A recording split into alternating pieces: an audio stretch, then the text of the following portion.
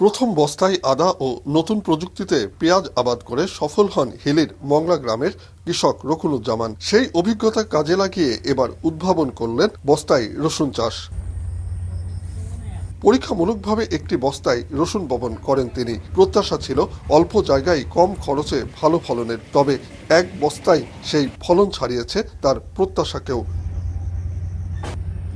পরীক্ষামূলক রোপণে ভালো ফলাফল দেখে এখন তার পরিকল্পনা শতাধিক বস্তায় রসুন আবাদ। যার জমি নাই বাড়িতে আনছি কাঞ্চিতে দুইটা বস্তা করে, তাহলে ও খায়ে পড়েও বিক্রি করতে পারবে, মানুষকে দিতেও পারবে।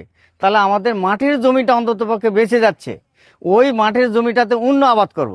নতুন এই কৃষি প্রযুক্তি দেখতে প্রতিদিন ভিড় করছেন আশপাশের কৃষকরা।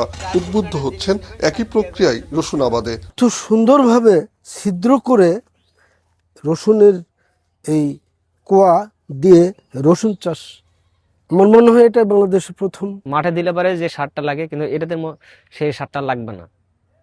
এটা শুধু ছাই, গোবর সার আর বালু দিয়ে তৈরি। এইরকম করে যদি আমরা চাষ করি তে মনে হয় কৃষকেরা লাভবান হবো। তাতে জমিতে এত সার ফুস লাগবে না, এত লেবারও লাগবে না। জমি সাশ্রয়ী ও লাভজনক হয় দিন দিন জনপ্রিয় হয়ে উঠছে নতুন এ কৃষি প্রযুক্তি, বলছেন স্থানীয় কৃষি কর্মকর্তা।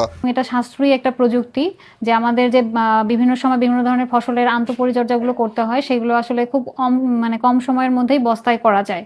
তো এই প্রযুক্তিটা আসলে দিন দিন জনপ্রিয় হচ্ছে, এবং আমাদের কৃষি বিভাগ থেকে আমাদের বিভিন্ন ধরনের যে সভা, সেমিনার, প্রশিক্ষণ, উঠান বৈঠক, গ্রুপ মিটিং হয়, সেখানে আমরা আসলে কৃষক ভাইদেরকে উদ্বুদ্ধ করছি।